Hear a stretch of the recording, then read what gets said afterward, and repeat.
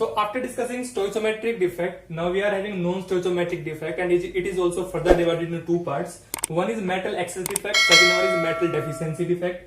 Metal excess defect is also subdivided into two categories. One is metal excess due to anionic vacancy and metal excess due to extra cation. मतलब metal को access करना है, यहाँ metal का मतलब किससे है, पॉजिटिव चार्ज से। पॉजिटिव चार्ज को ज्यादा करना है, तो पॉजिटिव चार्ज करने के दो तरीके हैं। या तो क्या कीजिए आप, एनायन को कम कर दीजिए, या फिर क्या कीजिए, कैटायन को ज्यादा कर दीजिए। बात समझ में आ गई होगी।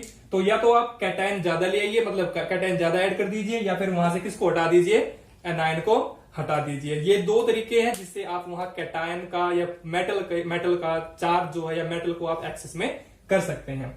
अब जो metal excess due to anionic vacancy है, इसका एक और नाम है, that is F centre defect. बहुत इंपॉर्टेंट नाम है, ध्यान रखो कि कई बार कॉम्पिटिटिव एग्जाम में या बोर्ड एग्जाम में इसी को ध्यान में रखते हुए क्वेश्चन पूछा जाता है कि एफ सेंटर डिफेक्ट क्या होता है, या एफ सेंटर डिफेक्ट कब जनरेट होता है, या कब ये क्रिस्टल के अंदर आता है। ठीक है, तो एफ सेंटर डिफेक्ट क्या होता है, जो कि जनरेट होता है due to the free electron. अब वो फ्री इलेक्ट्रॉन कैसे बनता है वो मैं सारी चीजें बताऊंगा, बट पहले इससे पहले समझ लीजिए कि एफ सेंटर का मतलब क्या है। हेयर एफ स्टैंड्स फॉर फार्बेनजेंटर। यहां एफ का मतलब क्या है, फार्बेनजेंटर, जो कि एक ग्रीक वर्ड है, और ग्रीक में इसका मीनिंग क्या होता है, इसका मतलब होता है कलर।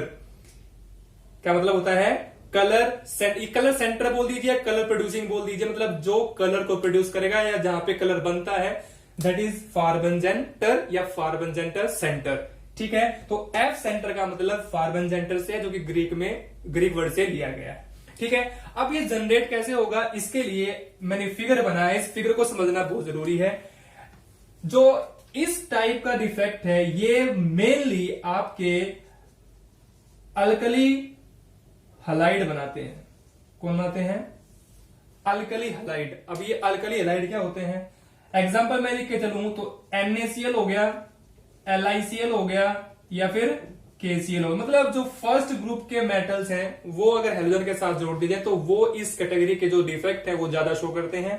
अभी मैंने जो एग्जांपल लिया है यहाँ, ये मैंने मान के चलो कि मैंने इसको मान लिया कि ये मैंने जो क्रिस्टल स्ट्रक्चर बनाया है, ये मैंने बनाया है NaCl का। ठीक है, अब NaCl में जो एक पॉजिटिव है ये कंसिडर करो एक Na पॉजिटिव, ये कंसिडर करो एक Cl नेगेटिव। तो क्या हुआ होगा जब ये डिफेक्ट जनरेट हुआ होगा, इस डिफेक्ट को जनरेट करने के लिए एक थोड़ा सा सिस्टम समझिए कि सिस्टम क्या है। मान के चलो कि मेरे पास ये क्रिस्टल है, इस क्रिस्टल को मैंने रखा है एक एटमॉस्फेयर के अंदर रखा है, बट उस एटमॉस्फेयर में सोडियम के वेपर्स घूम रहे हैं। ये मान के चलिए कि सोडियम के वेपर्स के चैम्बर में मैंने इसको रख दिया है। तो ये क्रिस्टल है, सराउंडिंग में कौन घूम रहा है, सोडियम के वेपर्स। मान के चलिए कि ये मेरे पास जो है ये सोडियम का एक वेपर है, ऐसे ही मेरे पास सोडियम का कोई दूसरा वेपर है, और ये वेपर चिपक जाते हैं सरफेस के ऊपर, किसके, क्रिस्टल के। ये क्रिस्टल किसका है, NaCl का क्रिस्टल है। NaCl क्रिस्टल के सरफेस पे सोडियम के वेपर चिपक जाते हैं, और जब सोडियम के वेपर चिपकेंगे तो ध्यान रखना sodium is a highly electropositive one. इस क्रिस्टल के अंदर भी पॉजिटिव है सोडियम, क्लोरीन नेगेटिव भी है। तो क्या होगा, यहां से एक क्लोरीन नेगेटिव ऊपर आएगा और यहां से क्या ले जाएगा, Na पॉजिटिव बना लेगा। मतलब यहां से Na को डिसोसिएट कर देगा Na पॉजिटिव में और एक इलेक्ट्रॉन में। तो Cl नेगेटिव यहां से निकलकर जो सरफेस पे सोडियम पड़ा हुआ है उस सोडियम के साथ बॉन्ड बना के क्या बना लेगा, NaCl। अब जब ऐसा होगा तो उस टाइम जो सोडियम है वो सोडियम क्या रिलीज करेगा, एक इलेक्ट्रॉन। मान के चलिए मैं ये जो मैंने सराउंडिंग में बनाया, ये सोडियम वेपर लगा हुआ है इसकी सरफेस पे। अब सोडियम वेपर अगर इसकी सरफेस पे लगा हुआ है तो यहां से ये क्या है मेरे पास, Cl नेगेटिव, ये मेरे पास सरफेस किसकी बनी है, सोडियम वेपर चिपके हुए हैं इस क्रिस्टल की सरफेस के ऊपर। तो यहां से एक Cl नेगेटिव जाएगा। अगर ये Cl नेगेटिव जाएगा तो फिर यहां पे क्या रह जाएगी, यहां पे रह जाएगी वैकेंसी। अगर यहां पे वैकेंसी रह गई, यहां पे रह गई वैकेंसी, अगर यहां पे वैकेंसी रहेगी तो Cl नेगेटिव यहां पहुंच गया।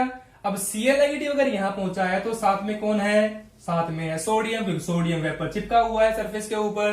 तो यहां से सोडियम अपने आप को तोड़ेगा किसमें, Na positive plus free electron में। अब Na पॉजिटिव बनते ही Cl उस पे टूट के पड़ेगा, क्योंकि Cl किस फैमिली से बिलोंग करता है, हल्लाबोर फैमिली, मतलब हेलोजन फैमिली से। तो Cl नेगेटिव Na पॉजिटिव के साथ मिलकर क्या बना लेगा, NaCl, जो कि एक सॉलिड सब्सटेंस, एक स्टेबल सब्सटेंस है। तो वो NaCl जब बन जाएगा तो उसके बाद ये इस सरफेस पे स्टेबिलिटी के साथ चिपका रहेगा। फिर फ्री क्या बचा, फ्री आपके पास क्या बचा, इलेक्ट्रॉन। अब उसका क्या करें, अब वो क्या करता है, वो इस सिस्टम में आता है और सिस्टम में आके जहां से Cl निकला है वहां आके अपनी पोजीशन ले लेता है। क्या बन जाता है, फ्री सेंटर या इलेक्ट्रॉन फ्री सेंटर, जिसको नाम दिया गया है F सेंटर। हालांकि मैंने ये पहले यहां बना रखा था, बट अब मैंने यहां बना दिया तो फिर मैं यहां अपना एटम वही रखूंगा जो मैं हर जगह रखता हुआ आ रहा हूं। तो यहां पे वापस मेरे पास क्या बन जाएगा, ये Cl नेगेटिव। तो पहले मैंने यहां बनाया था, अब मैंने इसको यहां बना दिया है। तो जो इलेक्ट्रॉन सेंटर जो बना है उसी का नाम क्या है, यहां F सेंटर। अब एक बात फिर से सामने, एक क्वेश्चन अराइज फिर से होता है। अब F सेंटर बन गया तो इसका काम क्या होगा, इसका रोल क्या है सिस्टम के अंदर बनने का, इसके कारण होगा क्या। F सेंटर का जो मेन पॉइंट है, जो याद रखने की वाली बात है, वो ये है कि जो F सेंटर होता है, F centre is responsible for colour in crystal. ये पॉइंट ध्यान रखना कि जो F सेंटर बनेगा वो उसका काम क्या है, F सेंटर का काम है क्रिस्टल को क्या देना, कलर देना। ठीक है। अब जो NaCl था, पहले क्रिस्टल कैसा था, NaCl, कलर कैसा होगा, व्हाइट कलर होगा। बट जैसे ही ये काम हुआ, जैसे ही यहां से Cl बाहर गया, Na पॉजिटिव को पकड़ा, पकड़ने के बाद उसने NaCl बना लिया, सरफेस पे चिपक गया, इलेक्ट्रॉन वहां जो फ्री बचा था वो इलेक्ट्रॉन यहां आ गया, F सेंटर बन गया। अब क्या होगा, अब अगर हम इसको हीट करें, क्योंकि ये काम कब होगा, ये जब हम हीटिंग करेंगे तभी होगा, ऐसा नहीं होने वाला है। तो जैसे हम इसको हीट करेंगे तो क्या होगा, इलेक्ट्रॉन एनर्जी एब्जॉर्ब करेगा, ग्राउंड स्टेट से एक्साइटेड स्टेट में जाएगा। हमने हीटिंग बंद कर दी, एक्साइटेड स्टेट से इलेक्ट्रॉन वापस कहां आएगा, ग्राउंड स्टेट में। और जब हाई स्टेट मतलब एक्साइटेड स्टेट से इलेक्ट्रॉन वापस ग्राउंड स्टेट में आता है, तो जितनी एनर्जी उसने एब्जॉर्ब की होगी वो उसको क्या कर देता है, एमिट आउट कर देता है। और जो एमिट आउट करेगा उस टाइम उसका कलर क्या रहेगा, बता दूं, जो NaCl का क्रिस्टल का कलर बनता है वो कलर कैसा बनता है, येलो। कैसा कलर बनेगा, येलो कलर बनेगा। तो मतलब जब इलेक्ट्रॉन एक्साइटेड स्टेट से ग्राउंड स्टेट में आएगा, एनर्जी एमिट करेगा, तो उस टाइम NaCl क्रिस्टल का जो स्ट्रक्चर, क्रिस्टल का जो कलर हो जाएगा वो क्या हो जाएगा, येलो। ठीक है। बट ये येलो कलर किसके कारण आया होगा, F सेंटर के कारण, जो कि एक्चुअल में है क्या, डिफेक्ट है। डिफेक्ट क्यों है, क्योंकि यहां से क्या चला गया, एनायन चला गया। और यहीं पे मैंने क्या लिखा है, मेटल हो गया एक्सेस में। अब चेक करो, क्या यहां प्लस ज्यादा हो गए, प्लस के नंबर ज्यादा हो गए, 1 2 3 4 5 6, मतलब Na पॉजिटिव कितने हो गए आपके पास, यहां 6। Cl नेगेटिव चेक करो, 1 2 3 4 5, तो मेरे पास Cl नेगेटिव कितने हैं, 5। तो मतलब Cl नेगेटिव क्या हो गए, कम, इसीलिए वैकेंसी हो गई किसकी, Cl नेगेटिव की। बट हाँ, एक चीज ध्यान रखना, न्यूट्रलिटी बनी रहेगी। अब ये न्यूट्रलिटी क्या है, इलेक्ट्रिकल न्यूट्रलिटी, मतलब जो नंबर ऑफ चार्ज है या जो नंबर ऑफ ये कह सकते हैं आप पॉजिटिव नेगेटिव चार्ज है, वो क्या रहेंगे, इक्वल रहेंगे। अब आप कहोगे कि सर ये तो 5 है, ये 6 है, तो ये इक्वल कैसे हो गए, भाई इलेक्ट्रॉन भी तो आया है। इलेक्ट्रॉन के आने से इलेक्ट्रॉन पे चार्ज कैसा होता है, नेगेटिव। हालांकि आयन नहीं आया है, केवल चार्ज आया है। तो यहां पर भी 5 आपके Cl है और एक आपके पास क्या है, इलेक्ट्रॉन। तो टोटल नेगेटिव चार्ज कितना हो जाएगा, 6। पॉजिटिव चार्ज कितना है, 6। इलेक्ट्रिकल न्यूट्रलिटी बनी रहेगी। और एक चीज और बता दूं, यहां इस F सेंटर के कारण ही, इस F सेंटर के कारण ही जो आपका NaCl है वो कौन सी प्रॉपर्टी शो करता है, सेमीकंडक्टर की। किसी से प्रॉपर्टी शो करता है, सेमीकंडक्टर। तो due to F centre NaCl will also act as a semiconductor. सभी को पता है इलेक्ट्रिसिटी, जो सोल्ट आपका क्या गुड इलेक्ट्रोलाइट नहीं है, बिल्कुल है। अगर आप डालोगे तो इससे इलेक्ट्रिसिटी ज्यादा फ्लो करती है। ठीक है, तो that is all about metal excess due to anionic vacancy. ध्यान में क्या रखना है, एनायन कम हुआ है।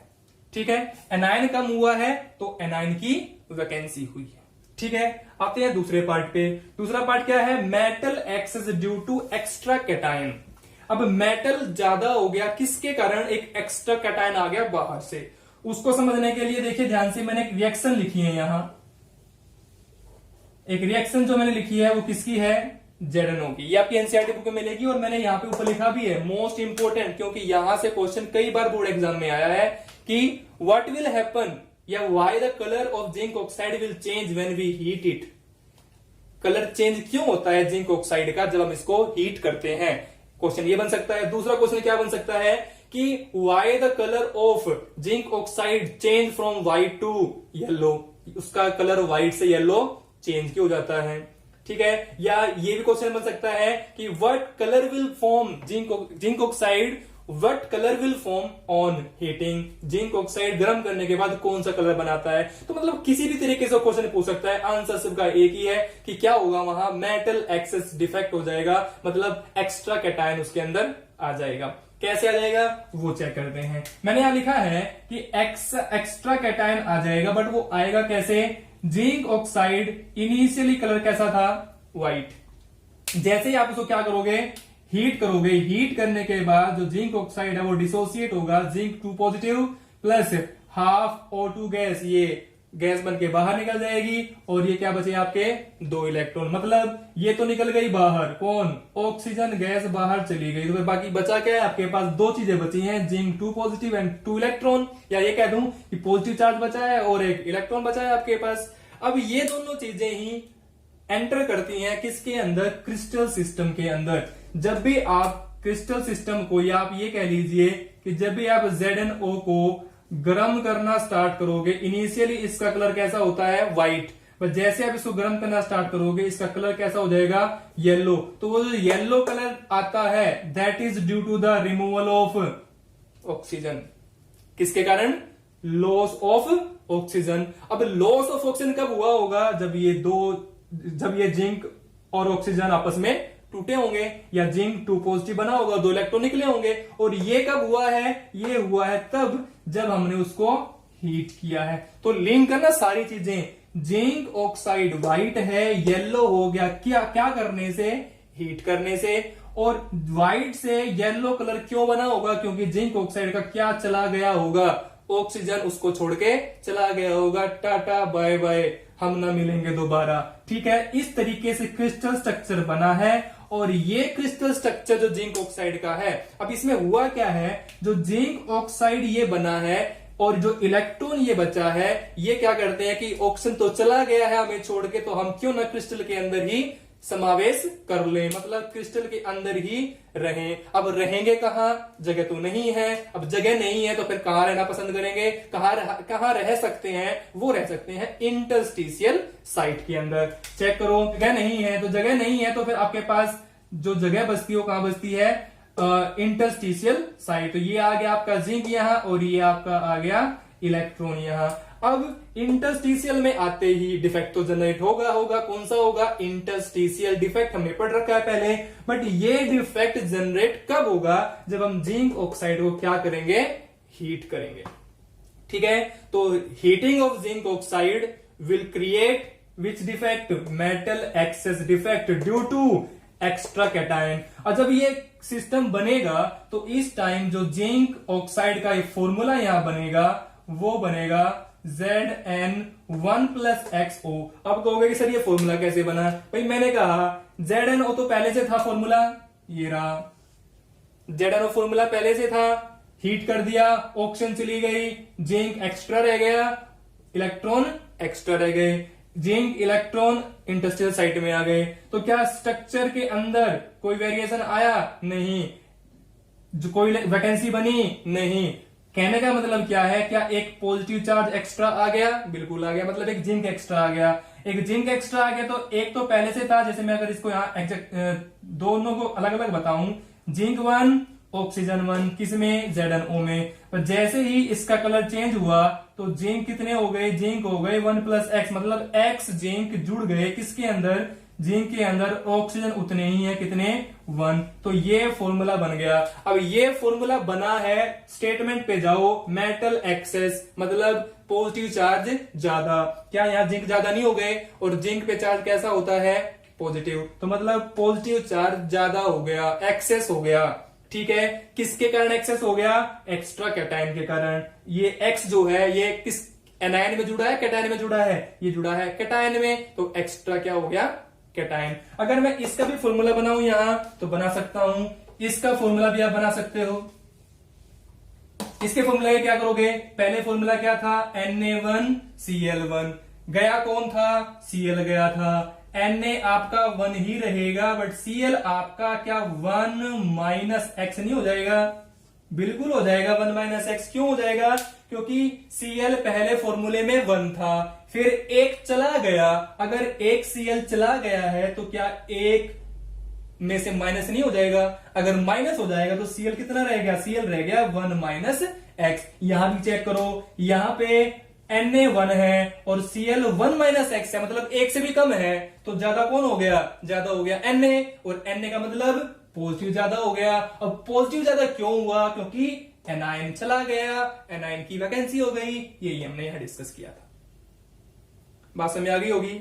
अब इतना काम होने के बाद बार बार मैं एक चीज बताता हूं कि जो नंबर ऑफ चार्ज है वो क्या रहेगा, सेम। जैसे यहां इलेक्ट्रिकल न्यूट्रलिटी सेम थी, यहां भी क्या रहेगी, इलेक्ट्रिकल कंडक्टिविटी सेम रहेगी। चेक कर लो, नंबर ऑफ पॉजिटिव और नंबर ऑफ नेगेटिव दोनों क्या रहेंगे, इक्वल रहेंगे।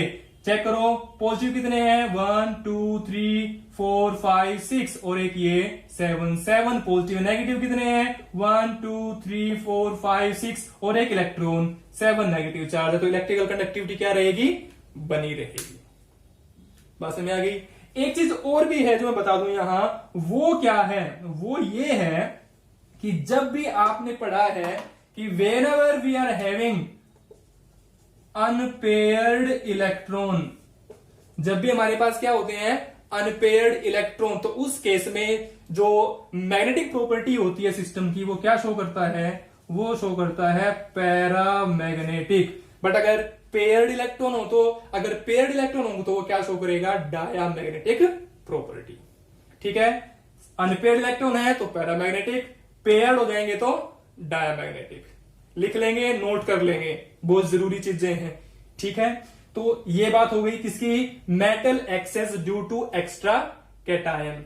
ठीक है, अब आते हैं लास्ट टॉपिक पे, लास्ट पार्ट पे, वो क्या है, मेटल डेफिशिएंसी। मेटल डेफिशिएंसी मतलब मेटल की कमी। मेटल का मतलब चार्ज क्या, पॉजिटिव, तो पॉजिटिव की कमी करनी है। और पॉजिटिव की कमी हमारे पास दो तरीके से हो सकती है, जैसे यहां एक्सेस दो तरीके से था, वैसे ही कमी भी दो तरीकों से हो सकती है। बट आपके सिलेबस में केवल एक ही चीज डिस्कस की गई है कि हमारे पास एक्सेस कैसे हो जाए, या सॉरी कमी कैसे हो जाए, केवल इसके बारे में बताया गया है कि अगर मैं कैटायन को हटा दूं तो वो एग्जांपल आपके सिलेबस में दिया गया है, वो चीज आपके सिलेबस में बताई गई है। मतलब कैटायन की वैकेंसी बता रखी है। तो मैंने एक लाइन लिखी है यहां, shown by T metal. T metal का मतलब क्या है, यहां transition metal which has variable OS. OS का मतलब WROS नहीं है, ये ओएस का मतलब ऑक्सीडेशन स्टेट वाला है। ठीक है, ऑक्सीडेशन स्टेट क्या रहनी चाहिए, वेरिएबल। आपके पास बहुत सारे ऐसे ट्रांजिशन मेटल्स हैं जिनकी ऑक्सीडेशन स्टेट क्या होती है, वेरिएबल। जैसे आप मान के चलिए कि आपके पास Mn रहा, Mn आपके पास +2 से लेकर +7 तक स्टेट शो करता है। Cu रहा, Cu+1 भी शो करता है, +2 भी शो करता है। Fe रहा, Fe +2 भी शो करता है, +3 भी शो करता है। तो यहां मैंने एग्जांपल Fe का ही लिया है। क्या लिया है, मैंने लिया है यहां FeO and FeS। इस केस में क्या होता है, इसको समझने के लिए मैंने फिगर बनाया है। फिगर से सारी चीज क्लियर हो जाएगी आपको। कैसे क्लियर हो जाएगी, सुनिए। फिगर बना रखा है मैंने, यहां लिखा है 2 positive 2 negative, 2 positive 2 negative, 2 positive. यहां मैंने कर दिया 3 पॉजिटिव, यहां मैंने 2 पॉजिटिव, यहां 2 negative, 2 positive, 3 positive 2 negative vacancy कर दी, और ये 2 इलेक्ट्रॉन कर दिया। इसको समझने से पहले मैं सिंपल स्ट्रक्चर बना लूं जो पहले बना हुआ था।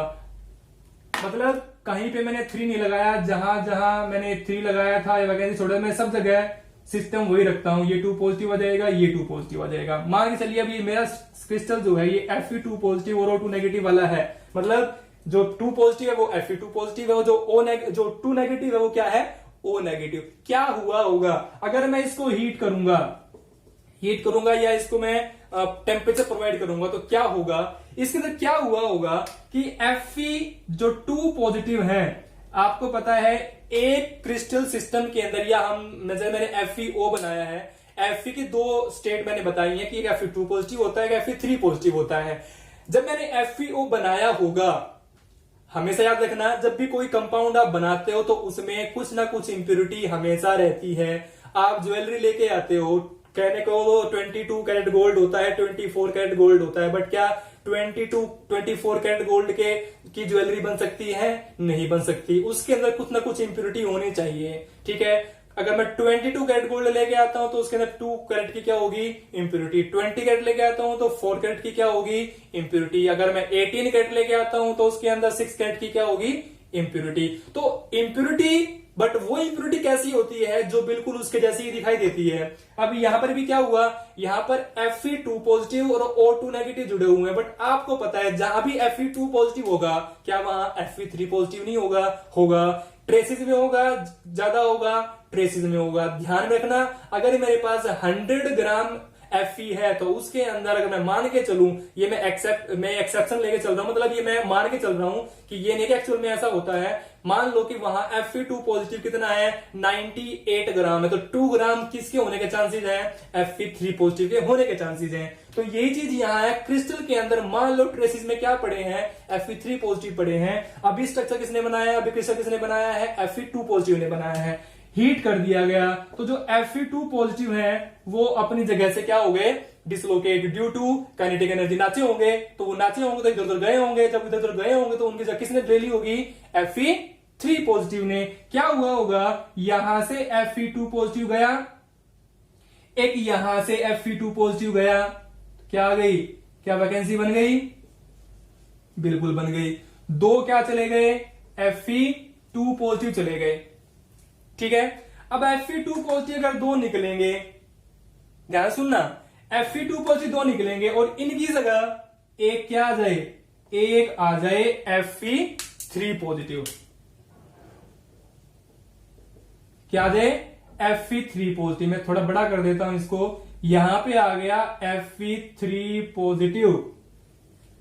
अब आप चेक करो, अगर यहां Fe3 पॉजिटिव आ गया, एक Fe3 पॉजिटिव आया है 2 Fe2 पॉजिटिव की जगह, इलेक्ट्रिकल न्यूट्रल तो बैलेंस नहीं हुई, क्योंकि आया कितना, +3, गया कितना, +2 इंटू 2, गया है +4, आया कितना है, +3। तो इलेक्ट्रिकल न्यूट्रलिटी नहीं बनी। इसको बैलेंस करने के लिए ये जो Fe3 पॉजिटिव आया है, ये अपने पड़ोस वाले को उंगली लगाएगा, ओए चार्ज चेंज करो, चार्ज चेंज करो, मतलब वो भी अपना चार्ज चेंज कर लेगा। कौन, पड़ोस वाला। ध्यान रखना, दूर नहीं जाएगा, पड़ोस वाले कोई उंगली लगाएगा कि भाई अपना चार्ज चेंज करो। कैसे चेंज करेगा, ये +2 था, ये भी क्या बन जाएगा, Fe3 पॉजिटिव। अगर ये भी Fe3 पॉजिटिव हो गया, अब आप चेक करो, क्या इलेक्ट्रिकल न्यूट्रलिटी बैलेंस हो गई, बिल्कुल हो गई। कैसे हो गई, यहां पहले क्या था, Fe2 पॉजिटिव, यहां भी क्या था, Fe2 पॉजिटिव, तो मेरे पास गया कितना, +4। अब आया कितना है वो चेक कर लो, +3 तो ये आ गया और इसने इसको उंगली लगाई है तो एक यहां पे बढ़ गया, तो मतलब +3 यहां और एक यहां, टोटल कितना आ गया, +4 ही आ गया। तो मतलब इलेक्ट्रिकल न्यूट्रलिटी क्या हो गई, बैलेंस। तो ये भी इलेक्ट्रिकल न्यूट्रलिटी क्या हो गई आपकी यहां, बैलेंस। तो इलेक्ट्रिकल न्यूट्रलिटी क्या हो जाती है, बैलेंस, क्योंकि 4 गए हैं और 4 ही पॉजिटिव वापस ऐड हुए हैं। बट आप इसमें एक चीज चेक करो कि 4 पॉजिटिव चार्ज गए थे, 4 ही पॉजिटिव चार्ज आ गए हैं, बट इसका तो कुछ नहीं, इसका तो फिर भी ये खाली रह गया। ये बेचारा अब वेट कर रहा है कि कोई आए कोई आए कोई आए, बेचारा रोने को हो रहा है, तो इसका तो कुछ करना पड़ेगा। इसका कुछ नहीं हो सकता। क्यों नहीं हो सकता, क्योंकि ये रह गया वैकेंट। वैकेंट क्यों रह गया, क्योंकि Fe जो 2 गए थे उनमें से जो उनका चार्ज है वो तो इन्होंने बैलेंस कर दिया, बट जो ये जगह है, जो एक वैकेंसी बनी है कैटायन की, इसको ये बैलेंस नहीं कर पाए, जिसके कारण ये क्या बन जाती है, एक वैकेंसी। अब अगर ये वैकेंसी बनती है तो ध्यान देना, अभी वैकेंसी बनती है तो कैटायन कम हो गए कि ज्यादा हो गए, कैटायन तो कम हो गए। कैसे कम हो गए चेक करो, cation first, cation second, cation third, cation fourth, cation fifth, तो टोटल कैटायन कितने हो गए 5। एनायन चेक करो, anion 1, anion 2, anion 3, anion 4, anion 5, anion 6, मतलब एनायन कितने हो गए 6। तो कैटायन तो कम हो गए। कैटायन कम होने का मतलब क्या है, पॉजिटिव चार्ज कम हो गया, मतलब पॉजिटिव आयन कम हो गए। और पॉजिटिव आयन कम होना ही क्या कहलाता है, मेटल की डेफिशिएंसी। तो ध्यान रखना, मेटल की डेफिशिएंसी का मतलब क्या है, पॉजिटिव चार्ज कम, पॉजिटिव चार्ज वाले आयन कम होना। चार्ज में और आयन में फर्क है, ध्यान रखना, बार बार कह रहा हूं। मैंने पॉजिटिव चार्ज बैलेंस किया था इलेक्ट्रिकल न्यूट्रलिटी लाने के लिए, कि 3 मेरे यहां Fe3 पॉजिटिव यहां आ गया था और एक चार्ज यहां पड़ गया था। तो चार्ज तो बैलेंस हो गया, इलेक्ट्रिकल न्यूट्रलिटी बैलेंस हो गई, बट आयन बैलेंस नहीं हुए हैं। कैटायन मेरे 5 रह गए, एनायन मेरे 6 हो गए। तो कैटायन अगर 5 रह गए हैं तो कमी रह गई है, और कमी को क्या बोला गया है, डेफिशिएंसी। इसीलिए इसको बोला जाता है मेटल डेफिशिएंसी डिफेक्ट। ठीक है, एक बात और रह गई मेरी बताने की, वो क्या रह गई, जैसे मैंने यहां एग्जांपल लिया था, बोर्ड एग्जाम में पूछा गया कई बार, कॉम्पिटिटिव एग्जाम में पूछा गया है ये क्वेश्चन, कि क्या पूछा गया है वहां, वो क्वेश्चन सुनिए एक बार। कॉम्पिटिटिव एग्जाम में ये क्वेश्चन पूछा गया है कि if we have LiCl crystal, if we have KCl crystal, और वो क्या शो करते हैं, मेटल एक्सेस डिफेक्ट भी, कौन सा, एनायनिक वैकेंसी, और कौन सा, एफ सेंटर डिफेक्ट। क्वेश्चन क्या बन सकता है कि lithium chloride when it will show F centre defect, क्या शो करे, एफ सेंटर डिफेक्ट शो करे, तो it will give you which colour, ये आपको कौन सा कलर देगा। भाई सोडियम ने तो दे दिया, सोडियम पहले कैसा था, व्हाइट, अब इसने कलर कैसा दिया है, येलो। तो लिथियम क्लोराइड कैसा कलर देगा, लिथियम क्लोराइड आपको पिंक कलर देगा। फिर KCl कैसा देगा, KCl आपको वायलेट कलर देगा। कैसा कलर देगा, वायलेट कलर। ध्यान रखना, क्वेश्चन बन सकता है कि when F center defect will be there, so NaCl will give you which color, yellow, LiCl will give you which color, pink, KCl will give you which color, it will give you violet color. ठीक है, so that is all about non-stoichiometric defect. Now we are having one left, that is impurity. We will discuss impurity now. So after non-stoichiometric defect, अब मेरे पास है impurity defect. और impurity defect के बारे में जब मैंने आपको फ्लो चार्ट बताया था, उसमें मैंने आपको बताया था कि impurity SR2 पॉजिटिव की impurity मैंने ऐड की थी, तो वो मैंने थोड़ा सा वहां ब्रीफली बताया था। अभी यहाँ इसको मैं डिटेल में डिस्कस करूंगा।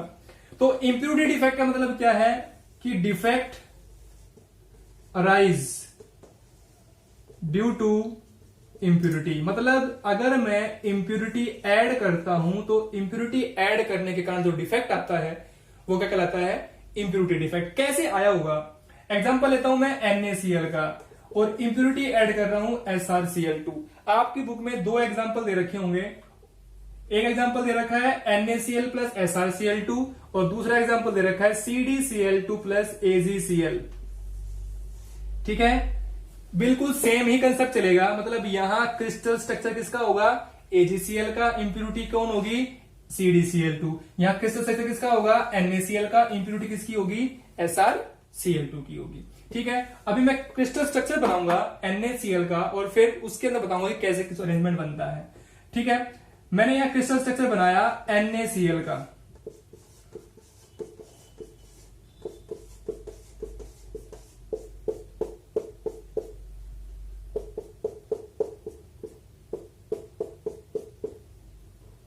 इन दिस क्रिस्टल स्ट्रक्चर मेरा पहला जो क्रिस्टल है वो आप कुछ भी मान सकते हैं, मैंने plus minus plus minus minus plus, मतलब अल्टरनेट स्टेट, अल्टरनेट पोजीशन पे आप प्लस माइनस रखेंगे।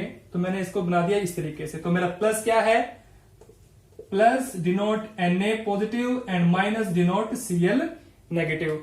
इसको मैंने किस स्टेट में लिया, मोल्टन स्टेट में लिया, मतलब मेल्ट करके लिया। जब मैंने इसको मोल्टन स्टेट में लिया, और मोल्टन स्टेट में लेने के बाद इसके अंदर मैंने कौन सी इंप्यूरिटी ऐड कर दी, SrCl2। SrCl2 किस किस चीज में टूट सकता है? ये टूट सकता है Sr2 पॉजिटिव और Cl नेगेटिव के दो आयन, ठीक है, इसमें टूटेगा। अब क्या होगा, जब ये क्रिस्टल मोल्टन क्रिस्टल के अंदर बाहर से क्या आएगा?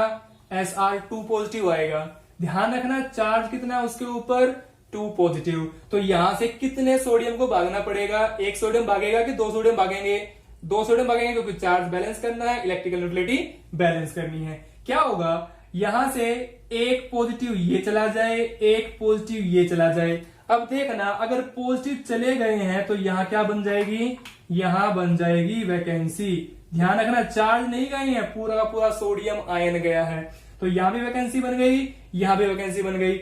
आ कौन रहा है गजे बाजे के साथ? आ रहा है Sr2 पॉजिटिव। अब जब Sr2 पॉजिटिव आ रहा है तो Sr2 पॉजिटिव को इन दोनों वैकेंट स्टेट में से या दोनों वैकेंट साइड में से जहां भी उसको कंफर्टेबल फील होगा तो वो वहीं बैठ जाएगा। मान लो ये बैठ गया यहां Sr2 पॉजिटिव,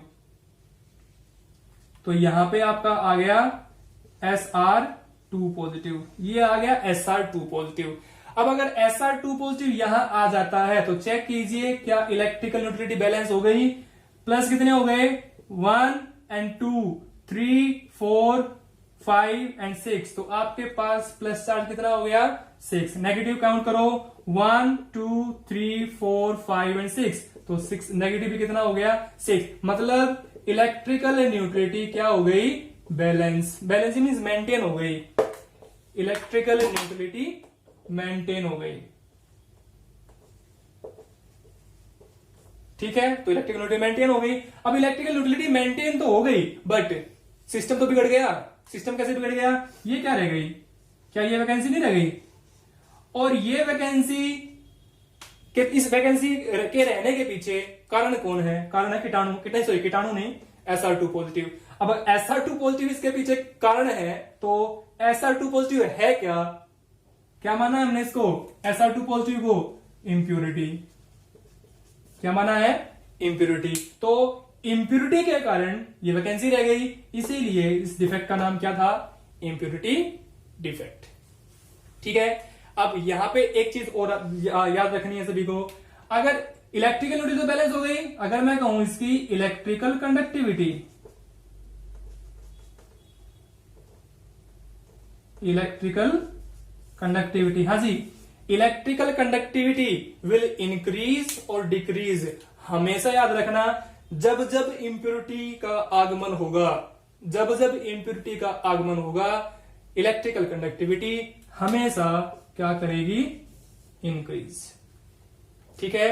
तो due to the impurity electrical conductivity will increase. अब एक चीज और ध्यान रखना, एक पॉइंट और बता दूंगा तुम्हें, यहां कितनी वैकेंसी बनी है सिस्टम के अंदर?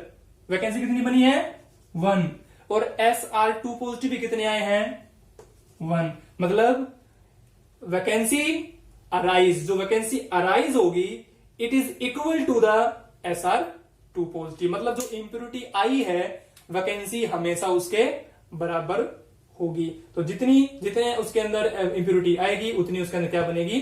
वैकेंसी। अब कुछ क्वेश्चंस हैं जो बोर्ड एग्जाम में पूछे गए हैं इस टॉपिक से रिलेटेड, वो आप नोट कर लीजिए। मैं केवल क्वेश्चन लिख रहा हूं, आंसर आप अपने आप लिख लेंगे।